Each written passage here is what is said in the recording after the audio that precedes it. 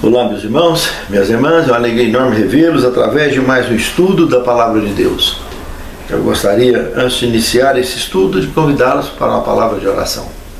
Santo Deus, muito obrigado por essa oportunidade de abrirmos a Tua Palavra e de buscarmos as orientações Tuas para o nosso viver diário. Capacita-nos ao devido entendimento do tema que estudaremos e nos conduza, Senhor, debaixo das Tuas orientações sempre, para que sejamos cada dia mais preparados para um dia habitarmos no Teu reino. E que desde hoje possamos estar convivendo neste reino em espírito e em verdade, Te servindo e Te adorando na beleza da Tua santidade. Te suplicamos e agradecemos essas bênçãos em nome de Jesus. Amém, Senhor. Milagres à margem do lago. Muito bacana esse tema que nós estudaremos essa semana. Aqui nós temos Marcos 5,19, que diz: Jesus, porém, não permitiu. Ao contrário, ele ordenou-lhe: vá para sua casa, para os seus parentes, e conta-lhe tudo que o Senhor fez por você e como teve compaixão de você. Irmãos, isso aqui é um trecho que nós estaremos estudando durante a semana, lá da cura do endemoniado gadareno. O momento aqui em que ele, no desfecho de tudo, ele queria acompanhar Jesus. E Jesus adotou uma estratégia extraordinária de missão para aquela região, comissionando esse indivíduo como um troféu incontestável de uma grande vitória do grande conflito que Jesus teria ganho então, apesar de aparências de derrota, contudo, uma vitória incontestável que o nosso mestre ganhou e usou esse troféu maravilhoso, troféu vivo nas mãos de Deus, para fazer uma obra muito maior ainda na região de Decápolis. No segundo tema, acalmando a tempestade. Aqui está. Estudando Marcos capítulo 4, versos de 35 a 41, nós podemos perceber que Jesus, após concluir um dia cansativo de missão, resolveu atravessar para o outro lado do lago, do lago da Galileia. E aqui consta uma história tão interessante, meus irmãos, que durante essa viagem demonstra muito a humanidade de Cristo, quando ele pega um travesseiro e coloca lá na proa da embarcação e deita e dorme, tranquilo. E lá, numa certa altura da travessia, já estava à noite, né? Qualquer hora uma tempestade no lago é terrível, mas à noite não tem igual. É muito tenso. E começou essa tempestade, uma tempestade que te assombrar realmente e causar muito pânico. E durante essa tempestade, a gente pode observar que os discípulos tentaram todos os recursos possíveis, que eram homens treinados em navegação, acostumados a lidar com esse tipo de assunto, porque nasceram e cresceram pescando, a maioria deles, eram homens realmente experientes. E eles tentaram então de tudo. E Jesus só foi procurado como último recurso, quando eles perceberam que iriam morrer todo mundo. A tempestade apertou até esse ponto. E por último, então, eles acordaram Jesus. E quando Jesus se levanta, ele sobe, então, ali na proa, estende a mão e manda o mar se calar. E tudo se aquietou e correu uma brisa extraordinária. Uma paz, uma calma, contrastando com aquele barulho tremendo da tempestade que há poucos segundos atrás parecia destruir tudo. Vários outros barcos vinham acompanhando e perceberam esse milagre extraordinário. Na maioria das vezes, nós tentamos de tudo, pelas nossas mãos, resolver os nossos assuntos. E se aprendêssemos, através da oração, iniciar os nossos assuntos, os nossos planos e projetos, entregando na mão de Deus, seria bem mais fácil. Mas geralmente a gente procura quando o telhado está caindo. E é errado, muito errado. Pode ser muito tarde. Porque as nossas tempestades são constantes, desde que nascemos neste mundo. Enfrentamos muitas e muitas tempestades. A nossa missão se cumpre em meio às tempestades desta vida que vivemos. Mas é com Cristo que sempre vencemos e sempre venceremos. Pense nisso, amado irmão. Pense nisso, amado irmão. Terceiro tema, ouvindo um sussurro acima de um grito. Aí está, nessa trajetória, atravessando o mar da Galileia, quando a embarcação estaciona do outro lado, já amanhecendo o dia, eu imagino que aqueles discípulos mais experientes de passar noitadas em pescarias e etc., fora de casa, já aprontaram cedinho, já saíram para procurar lenha, alguma coisa, para fazer uma fogueirinha, preparar um lanche ali, qualquer coisa, para que eles pudessem se alimentar. E não é para menos que esses saíram apavorados, de volta para o barco, vendo uma coisa terrível vindo em direção a deles, parecendo uma besta fera. Se trata de um homem que era famoso lá naquela região de Decápolis por aterrorizar a região, sendo vítima de endemoniamento gravíssimo. Esse indivíduo, inclusive, ele vivia dentro do sepulcro, se feria com pedra, era uma imundícia ambulante e uma fera ambulante. Alguém que deixou o seu lar, deixou a família, afastou de tudo e todos, para ver até onde que a vida ia levar ele nesse estado que ele vivia. E agora ele vem desesperadamente na direção de Cristo, e a sua aparência, evidentemente, e o seu terrorismo, que era certo, porque aí no conteúdo bíblico conta que ele inclusive arrebentava grilhões. Nós estamos falando de correntes pesadas, irmãos. Correntes grossas, ele conseguia arrebentar. A força demoníaca que ele usufruía era algo esquisito, fora do comum. E os discípulos, imagine, quando vê um indivíduo desse todo com corrente pendurada, que eles tentavam amarrar ele com grilhões e tudo, e ele arrebentava e saía. Imagina um indivíduo desse arrastando corrente, um barulho feroz, enorme, uma aparência de uma besta fera, vindo para cima dos discípulos e para cima do grupo. Mas uma característica foi observada de longe. No fundo da alma desse indivíduo tinha um sussurro, acima do grito dos demônios. Esse sussurro era suplicando a Jesus. Nós estamos falando aqui, meus irmãos, do instinto da criatura identificando o Criador. Tipo a mula de Balaão, lembra?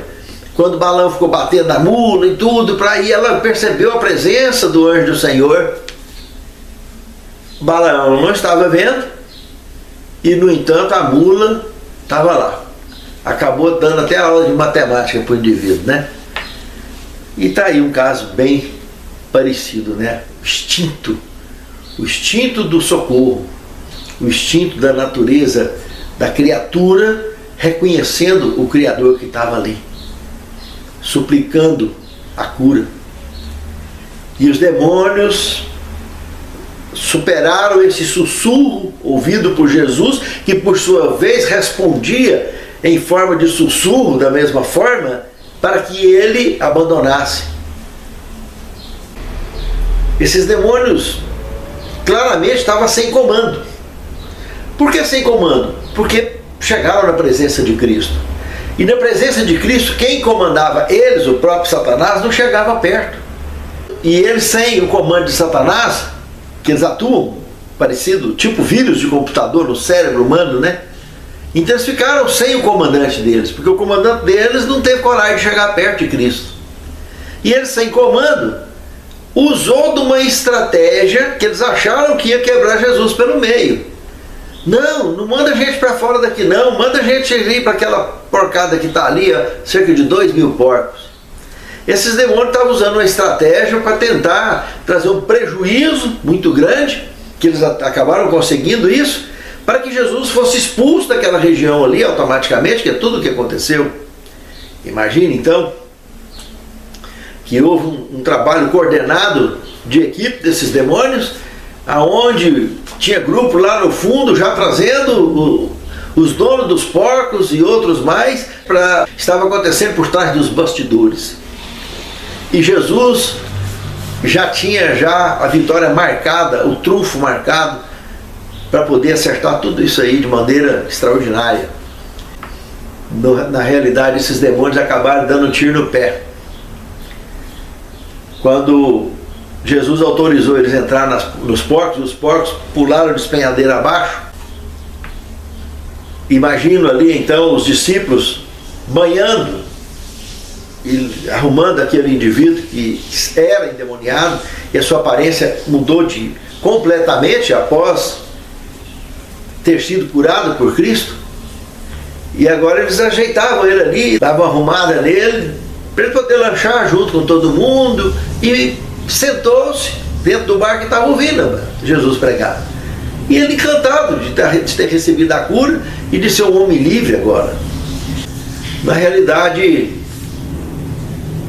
o que se desenrolou daí para frente é que os donos dos porcos chegaram, perceberam o ex-endemoniado em perfeito juízo, sentado, curado, um milagre incontestável. E ao invés deles valorizarem tudo isso, eles fizeram uma escolha fatal. Escolha essa que os habitantes de Sodoma e Gomorra também fizeram. Os habitantes do mundo atual não mudou nada, irmãos. Dentro e fora da igreja está cheio de gente que prefere as porcarias do mundo do que as coisas de Deus. Andar com Jesus, muitas vezes acontecem essas coisas. A gente enfrentar esses tipos de dificuldade, perdas financeiras, perdas de amizades, coisa comum. Não era para ser assim, mas luz e trevas não se misturam. Não é o fato de um indivíduo pertencer à religião A, B, C ou D é que o faz melhor do que os outros. Não. Religião quer dizer religação, a forma de nos religarmos com Deus. Nós já nascemos desligados de nascença. E precisamos aprender a nos religarmos com Ele, porque essa ligação só foi absoluta antes do pecado. Depois do pecado, a separação é absoluta. E aí, no exercício da vida, aprendemos a nos religarmos. E a religião é um veículo extraordinário de nos permitir, de nos favorecer essa religação. A religião não salva, mas infelizmente a maioria das pessoas acham que porque está dentro de uma determinada religião, ele acha que é muito melhor do que aquele que está fora da religião. E isso é um erro gravíssimo, porque por trás desses bastidores aí ocorre a fábrica de preconceitos, racismos e um monte de problemas a mais que surgem frutos do fanatismo religioso, da tradição religiosa. E o que na realidade faz a pessoa melhor é ter contato com a luz, com a palavra de Deus, com a verdade, e viver a palavra de Deus. Quando as pessoas começam a sofrer a influência das tradições humanas emplacadas através da religião, eles começam, na realidade, a ter forma própria de julgar e de tomar decisões. E o nosso juízo e as nossas decisões, na realidade, elas devem ser tomadas inspiradas no contato que temos com o Espírito Santo, no contato que temos com a palavra de Deus. E a verdade, ela sim, é que nos liberta. As tradições que aprendemos ao longo da vida nossas tradições religiosas, na maioria das vezes nos coloca dependente da letra que é morta, como diz o apóstolo Paulo. A letra mata, mas o Espírito é que vivifica. Usa a Bíblia, usa isso, usa aquilo, mas não adianta, porque nós não estamos conectados com a luz. Quando nos conectamos, nós aceitamos, ouvimos o sussurro do Espírito Santo. O Espírito Santo ouve o nosso sussurro e nós encontramos solução para as nossas dificuldades, encontramos soluções para as nossas lutas, para que alcancemos vitória sempre em Cristo. Pense nisso, é muito sério.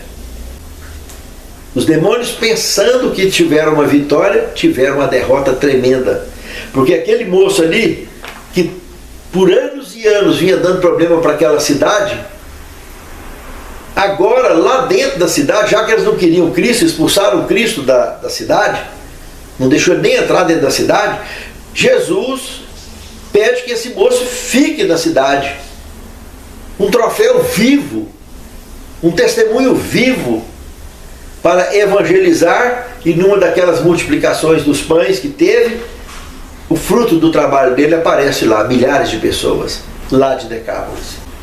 Muito interessante isso aí, né, meus irmãos? Coisa linda. A estratégia de Cristo foi bem maior. No quarto tema, na montanha russa com Jesus. Muito bem. Analisando então o Evangelho de Marcos, no capítulo 5, agora do verso 21 ao 24, nós podemos perceber que de fato a coisa vinha andando numa forma de montanha russa.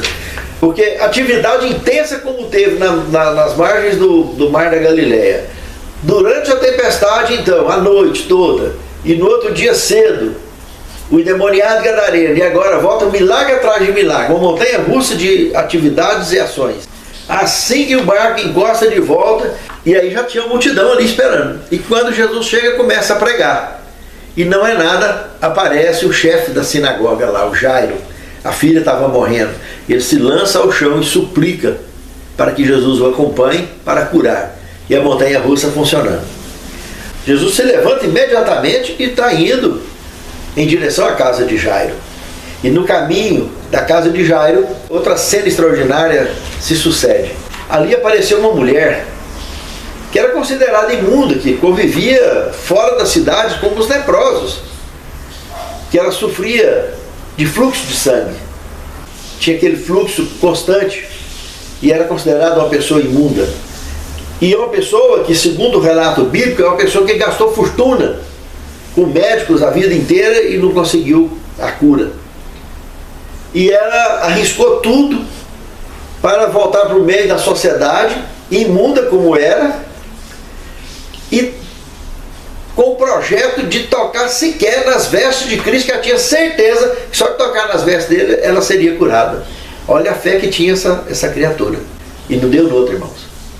Ela conseguiu tocar nas vestes e todos conhecem o cenário. Jesus parou a comitiva toda e perguntou: quem é que me tocou?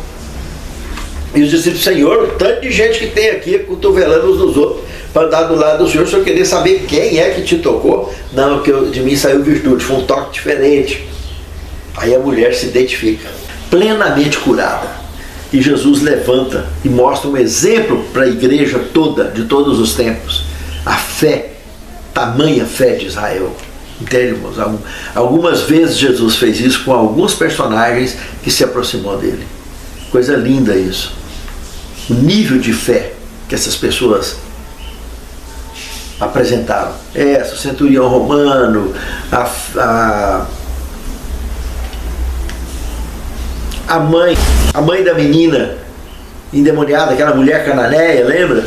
Da história do cachorrinho? Pois é. São cenas marcantes no ministério de Cristo, nos milagres de Cristo, como esse aqui da mulher do fluxo de sangue.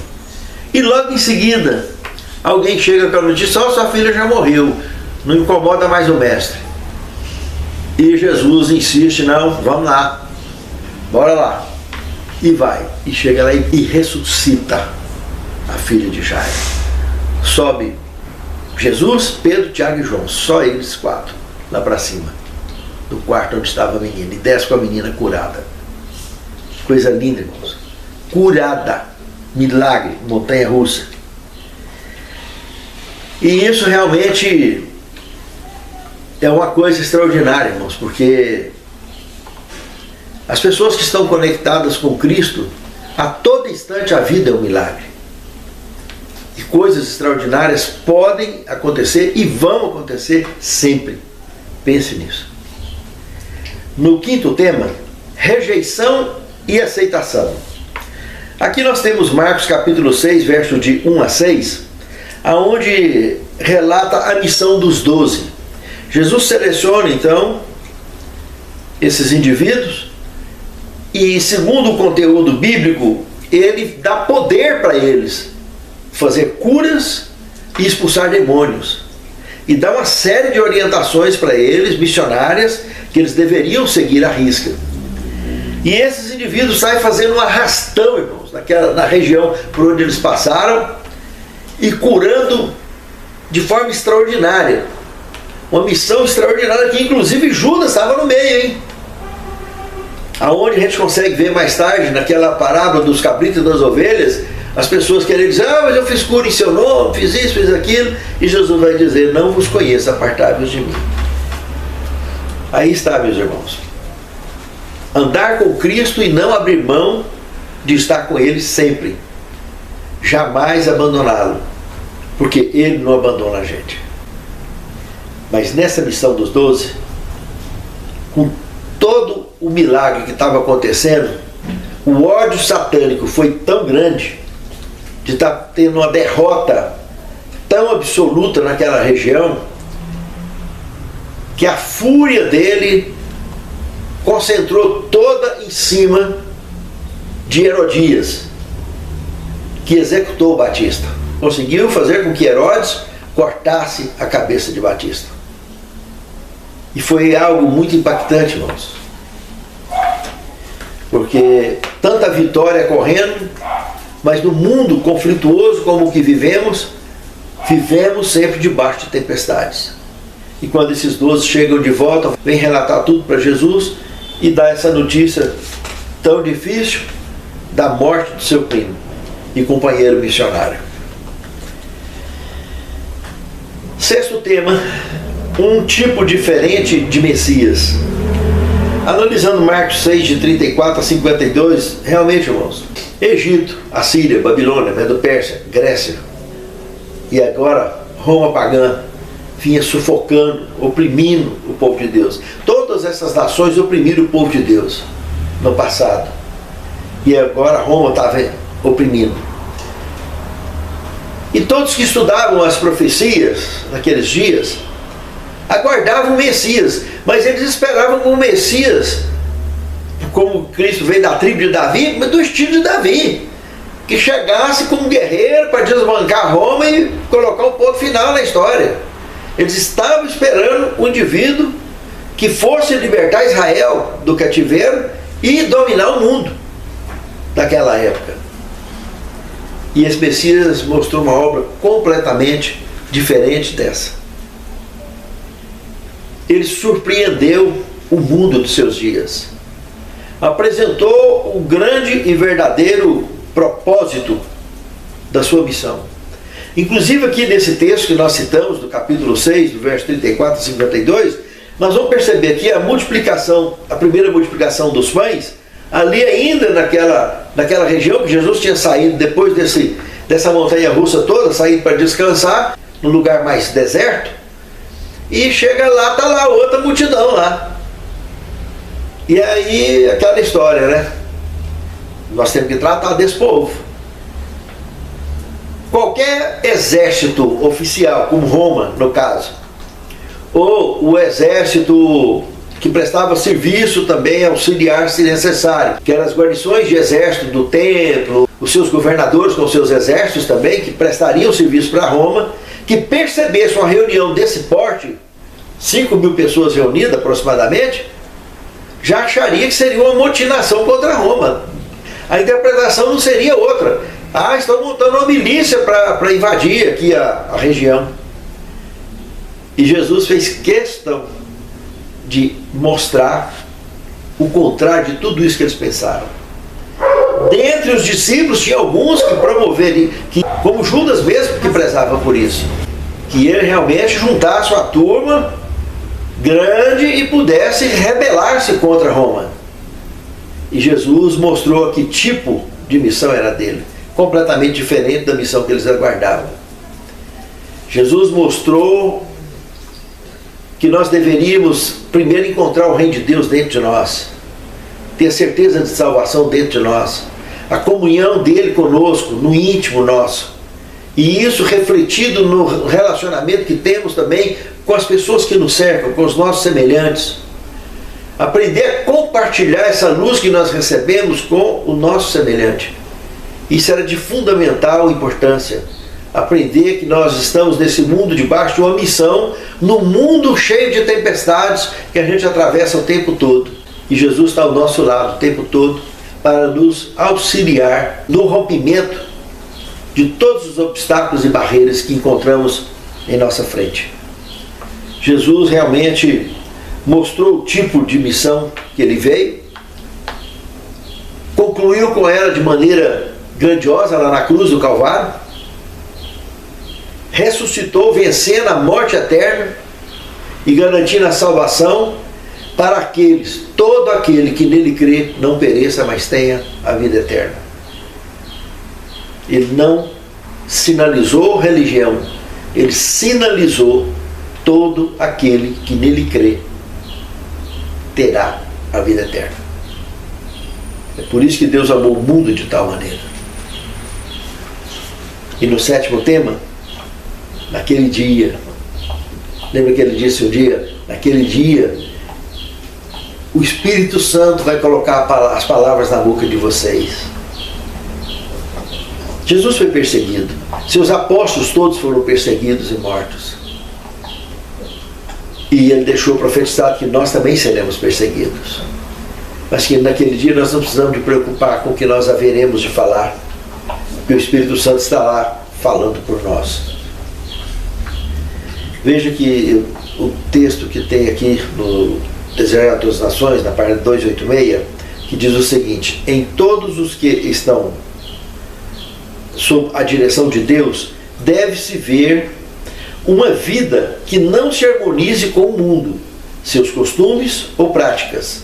E todos precisam ter uma experiência pessoal na obtenção do conhecimento da vontade divina.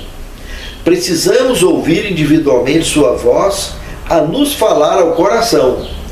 Quando todas as outras vozes silenciam e em sossego esperamos perante Ele, o silêncio da alma torna mais distinta a voz de Deus. Quando nós estamos em contato com Ele, meus amados irmãos, Ele sussurra no fundo da nossa alma. E nós, por mais difícil que seja a nossa missão, nós ouviremos as orientações dEle. E mais, teremos a certeza de que Ele é conosco. Ó Senhor, santifica-nos a Tua palavra, porque a Tua palavra é verdade.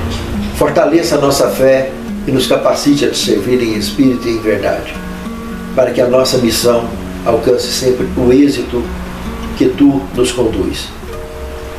Dirija as nossas vidas, prepare-nos para o Teu reino, e que naquele grande dia estejamos contados dentre aqueles que marcharão para dentro dos portais da cidade santa. É o que te suplicamos agradecidos, em nome de Jesus. Amém.